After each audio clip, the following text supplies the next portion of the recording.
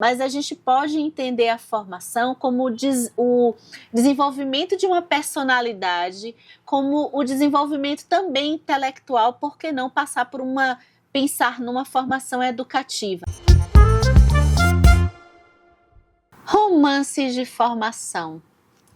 Vocês gostam? Eu achava que o romance de formação passaria necessariamente da gente acompanhar a infância até a vida adulta de um determinado personagem, e esse ano, quando o segundo livro da lista, quando eu fui ler A Montanha Mágica, e a forma que eu escolhi ler A Montanha Mágica, né, nesses 5 meses, quase meio ano, lendo A Montanha Mágica e lendo outros textos e pesquisando e me deliciando nisso aqui, eu fui entender mais, expandir mais o conceito do romance de formação, em que sim, a gente não necessariamente vai ter um personagem da infância para a vida adulta, mas a gente pode entender a formação como o desenvolvimento de uma personalidade, como o desenvolvimento também intelectual, por que não pensar numa formação educativa. Eu vou deixar aqui nos comentários um podcast, assim, tem várias coisas que eu acabei lendo sobre o romance de formação, mas eu vou deixar esse podcast, eu acho que ele foi algo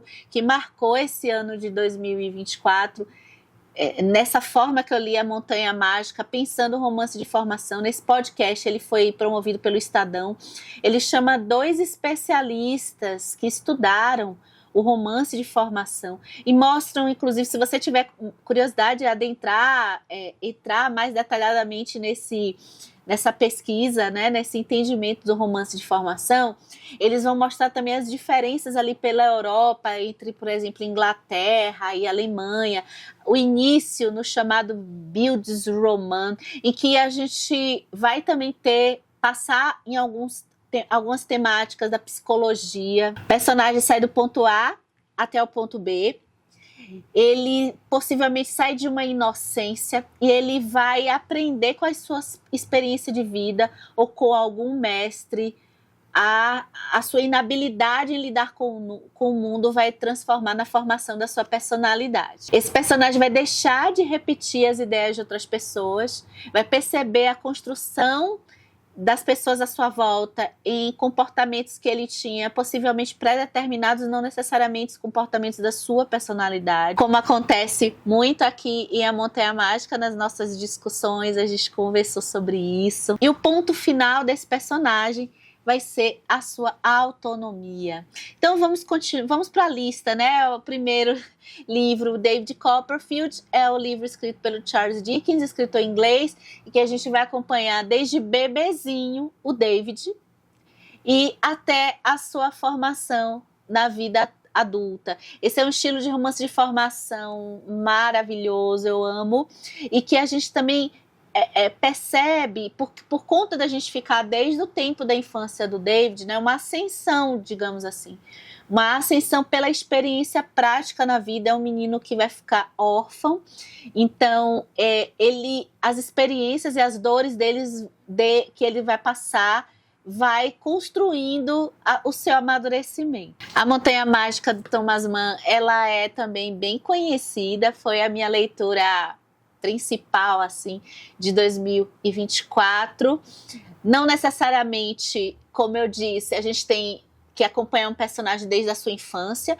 Então, Hans Castorp, ele está chegando jovenzinho nesse sanatório, nessa espécie de hospital, em que ele vai visitar o seu primo, a princípio passar 3 semanas com o seu primo Joaquim, ou também Joaquim, que está tratando a tuberculose nesse local, e estando naquele local, ele vai encontrar um mestre, que é o Settembrini. Ele vai encontrar também ele vai se relacionar com pessoas de diversas etnias, diversos comportamentos, e vai sair das suas amarras, da forma como ele foi criado, e se transformar, e transformar a sua personalidade e se constituir como sujeito. inclusive passando por um amadurecimento psicológico e a construção de pensamento intelectual também. Um romance de formação que eu li já tem um bom tempinho e que me marcou foi Chimamanda Ngozi Adichie e o seu Americaná. A gente vai acompanhar aqui a Ifemelu desde os tempos de escola até a vida adulta. Ela vive em Lagos, na Nigéria. A gente vai ter um amparato ali na própria vida da Ifemelu, o namorado, os amigos, e ela vai ter a oportunidade de estudar nos Estados Unidos aí já para a faculdade. E quando ela sai de Lagos, começa a sua formação. Perceber o que não era uma questão para ela, porque todos em volta eram do mesmo local, perceber a cor da sua pele interferindo na sua vida. A cor da sua pele interferindo na forma que as pessoas a enxergam. Ela vai perceber isso lá nos Estados Unidos, vai estudar e a gente vai acompanhar também as separações, né, que acontecem do ponto de vista familiar para ela, os percalços e as dificuldades que ela enfrenta nos Estados Unidos e também na sua formação no ponto de vista também intelectual, até resolver várias questões com relação à sua raça e com relação também às suas origens. Temos um livro bem quentinho aqui no canal, que a gente discutiu esse ano de 2024, não foi? Acho que foi, o Jane Eyre, da Charlotte Bronte, e que esse, no estilo David Copperfield, inclusive, se você tiver curiosidade de ouvir o podcast do link, que eu vou deixar aqui, vocês vão perceber que eles vão explicar aos professores como que existe uma tendência no romance de formação britânico a gente ter um acompanhamento de amadurecimento de infância até a vida adulta ou até a velhice. E já no alemão não necessariamente tem essa formulazinha. No Jane Eyre, a gente vai ter essa formulazinha acompanhando a Jane, que é uma menina órfã, criada por uma tia que, vê aquela menina assim, um fardo na vida dela, e ela vai estudar numa escola também que vai trazer muitos questionamentos em relação à sua posição na sociedade e também a sensação de desamparo que ela sente. Uma mulher na era vitoriana da Inglaterra do século XIX, né, gente? Era complicado, os medos que ela enfrenta, até que ela vai também se tornar uma governanta numa casa de muito prestígio. E aí eu vou deixar vocês adentrarem para acompanhar a formação da Jane. A Jane, ela vai amadurecer. Agora eu acho que o David, ele sai mais do zero, né? A Jane Eyre já tem algumas convicções, ela tem escolhas meio estilo Harry Potter, que acaba sendo, não está na minha lista, mas o Harry Potter em determinado momento a gente percebe que bebe muito do romance de formação, especialmente a partir do 4º livro, porque o Harry, ele vai entendendo a função, o propósito dele estar ali, a sua missão, de certa forma, uma missão muito difícil que ele tem, né? E tudo de uma estrutura muito semelhante ao Jane Eyre, ao David Copperfield. Um livro que eu li no começo do meu hábito de leitura e que me marcou foi o Branca como Leite, Vermelha como Sangue, do Alessandro D'Aveni, um escritor italiano. Ele é um livro para jovens, mas ele tem assim uma temática que eu acho que serve para todas as idades. É o florescer da juventude, dos sentimentos amorosos e o contato nessa idade com a finitude da vida e com a morte, com a doença. O Branca como Leite, Vermelha como Sangue vai dar o check em alguns requisitos do romance de formação, que um deles é a existência de um mestre. A gente tem um professor na história que faz toda a diferença. Eu não sei vocês, mas tanto no cinema quanto na literatura, eu gosto de... Parece que eu estou aprendendo, até voltando no tempo, nesse caso, como é um adolescente aqui, né? Voltando no tempo para esses aprendizados que a gente tem quando a gente vai se deparando mais com o mundo. Os professores que nos marcaram, eu guardo na minha memória, assim, 2 ou 3 professores que me tiraram do universo muito limitado que às vezes a gente vive quando criança e está começando a ser adolescente, ali próximo da família, dos amigos. Não sei se hoje isso funciona desse jeito, por conta da internet, né, que já coloca outras realidades mais para fora do âmbito da vida material. Mas ter um professor numa história e ter alguém aprendendo com esse professor, as histórias acabam me cativando bastante, especialmente quando tem bons ensinamentos. Eu pensei que eu não ia mais falar desse livro aqui no canal. Me desculpem aqueles que eu sei que assistem direto os vídeos, eu vou falar de novo. É porque pode ser que tenha gente que vinha pelo romance de formação, pelas dicas, tá? Então, olha, esse ano também a gente conversou sobre Nietochka Niedzvanova, do maravilhoso Dostoiévski, e a gente vai ter a Nietochka falando, uma personagem fictícia, mas ela contando a sua própria história, a sua infância e a vida adulta. Esse aqui, por ser russo, acredito eu, ele não tem tanto uma sequência assim cronológica. Na verdade, a gente vai pegar um momento da infância específico da Nietochka, que ela quer contar muito sobre esses dilemas familiares e dificuldades que ela passou com o conflito da sua mãe com seu padrasto. E depois a gente vai saltar um pouco no tempo para ela mais mocinha, mais jovenzinha, no começo da sua vida adulta, ela em uma outra casa. Só que ainda assim, eu acredito que tenha uma formação, porque ela está contando o quanto que ela aprendeu em sentimentos que ela viveu nessa infância e depois esses sentimentos interferindo nas suas escolhas da vida adulta, no estilo Dostoiévski, psicológico de ser. Se você quiser, talvez uma formação mais sob o ponto de vista espiritual, aí vamos de Hermann Hesse. Não que o livro se proponha a ter algo religioso, só focado na parte espiritual, porque o Hermann Hesse, em Demian, esse livro aqui, ele vai talvez escrever de forma a dar uma espécie de protagonismo à espiritualidade, especialmente e juntando com a psicologia junguiana. O Sinclair está na adolescência, né? Então, está naquela revolta, ele está começando a perceber que o mundo pintado pelos pais, talvez ele não concorde com esse mundo. E é típico da adolescência essa contestação de alguma forma em diversas coisas impostas por instituições, pelos pais, e o Sinclair é isso. Então, essa fase um pouco rebelde, ele encontra o Demian, que parece ser alguém mais evoluído, pelo menos do seu ponto de vista intelectual e espiritual aí também.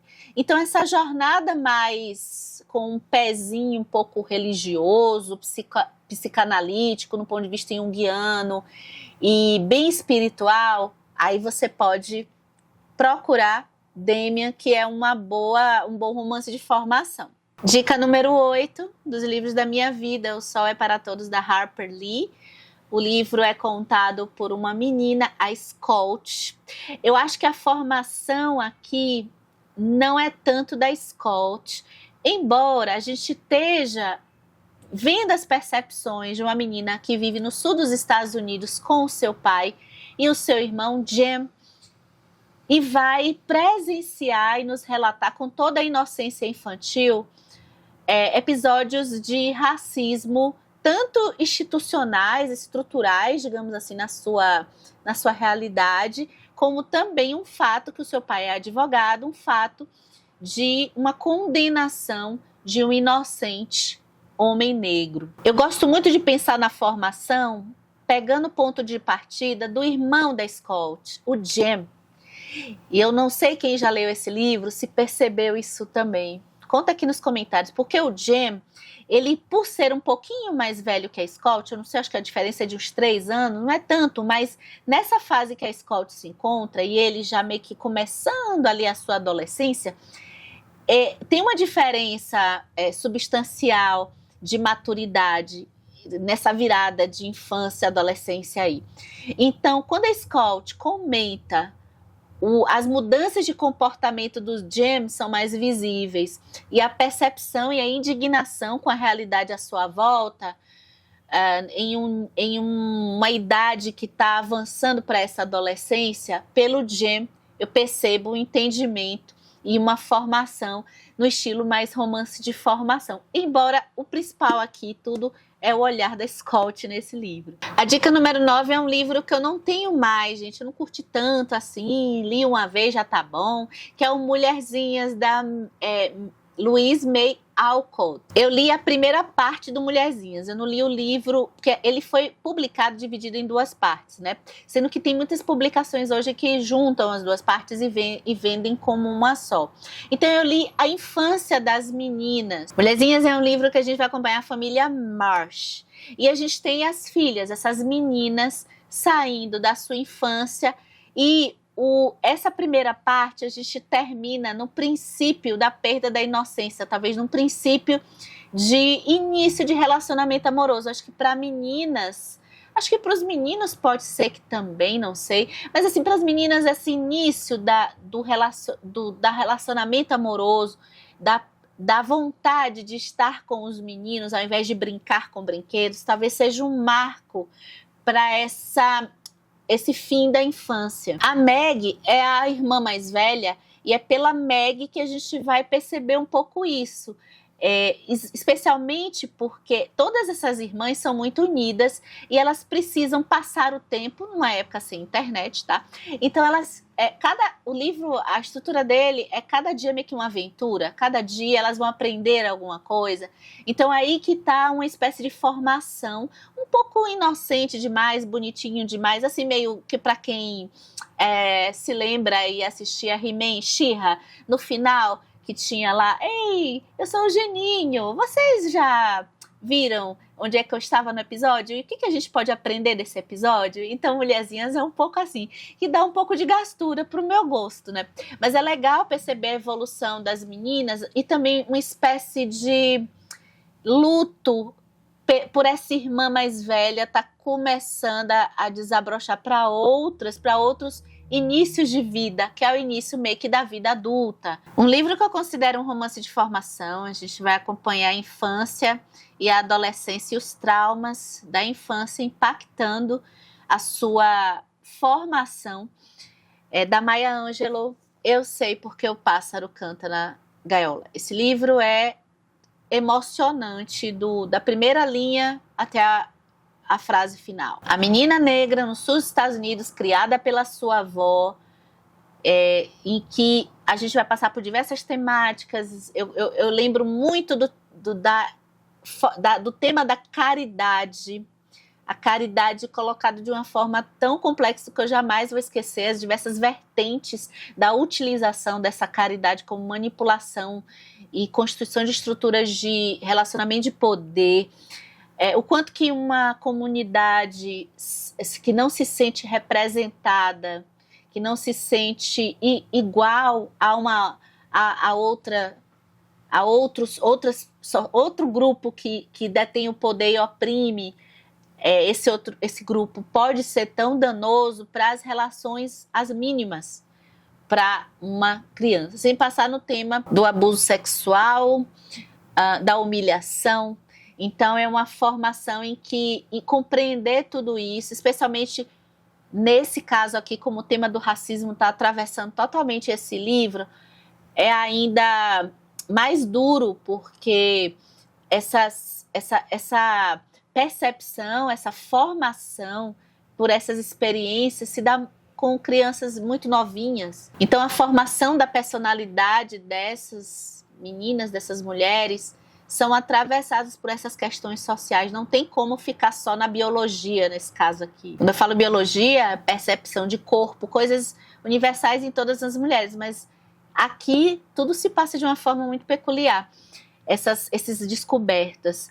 O próximo livro tá aqui em cima, tá lá atrás, é a famosa tetralogia napolitana. Por que não? Elas são romances, esses livros, a gente percebe a formação das meninas, da Lia e da Lenú, desde a infância num bairro muito violento ali na Itália, até a vida adulta. Embora a tetralogia coloque mais ela como elas já mais adultas. Só que, assim, a formação delas, eu acho que não chega assim num ponto final necessariamente com o término dos livros. É uma formação que a gente sabe que ainda vai continuar acontecendo. Então elas estão sempre tendo experiências desde as mais felizes ou supostamente que elas acreditam estar felizes e percebem que não estão. As experiências da maternidade, as experiências duras de perdas, as experiências de violência, de separações. Isso tudo faz a formação delas. E a forma que é contada é uma delícia acompanhar. Próximo, nossa, esse aqui é também um dos meus livros da vida. Eu vou colocar Hibisco Roxo como um romance de formação. Porque a gente tem aqui uma família muito fundamentalista, do ponto de vista religioso e do ponto de vista moral e de comportamento. E que esse pai faz desses filhos como se a gente estivesse meio que em Auschwitz, talvez. É muita dor. Ele acredita que a educação dos filhos, a educação comportamental dos filhos vai passar pela dor da violência. Então todos os erros cometidos são punidos pelo espancamento. Espancamento e tortura. Tem coisas aqui que passam pela tortura. É uma vigília constante, especialmente pela menina, porque existe todo o cuidado do corpo das mulheres ainda mais forte do que o corpo dos homens. Cambi Lee vai contar a sua própria história e como ela viveu essa mistura de pavor e proteção pelo seu pai. E toda essa coisa da teoria do contraste que a gente vive conversando aqui no canal é interessante, porque ela só vai se dar conta desse ambiente nocivo para ela quando ela entra em contato com uma outra família. Até então ela não tinha, né, contatos assim de escola, mas nunca na casa. Eles eram proibidos de tudo. Eles tinham que estar na casa para a escola, as notas tinham que ser altíssimas e frequentar a igreja, né?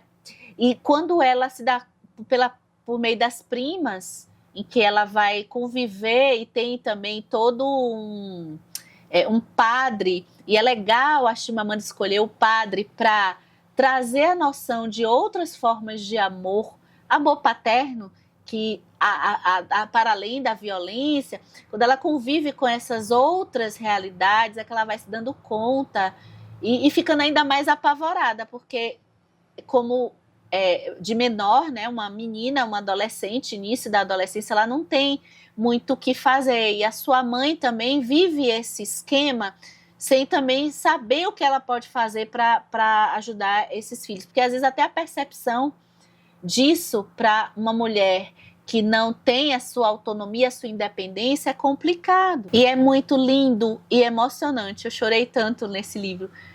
Quando a Cambi Lee vai chegando no final e já com a consciência de tudo que aconteceu com ela e significando isso uma força, né? Trazendo disso uma força para buscar superar e viver e fazer as suas próprias escolhas e escolher o seu destino. Perto do Coração Selvagem é fininho, gente. Eu ouvi, eu não tenho livro, mas a gente vai acompanhar a Joana e também nessa coisa de formação mais psicológica, de percepção do mundo, no ponto de vista mais psicanalítico, em quando ela era criança, as coisas que ela não percebia na sua infância e depois adulta, justificando de certa forma muitos comportamentos que ela tem quando adulta, também uma jornada de autoconhecimento que mistura aí infância e vida adulta. O número 14, esse também já, esse ano, Babel, né? Esse ano conversamos bastante de Babel, não vou demorar, porque não dá mais. Acho que tem gente que não aguenta mais eu ouvi falar de Babel, mas a gente tem o Robin, que é um menino chinês que é resgatado na região do Cantão e a sua família está morrendo, na verdade, no momento em que a sua mãe está na beira da morte, chega um professor inglês para resgatá-lo e oferecer uma vida de estudos da Inglaterra, em Oxford. E ele é apaixonado por línguas, né? Ele já tem ali, por volta dos seus 10 anos, 11 anos, é a idade, acho que ali do Harry Potter.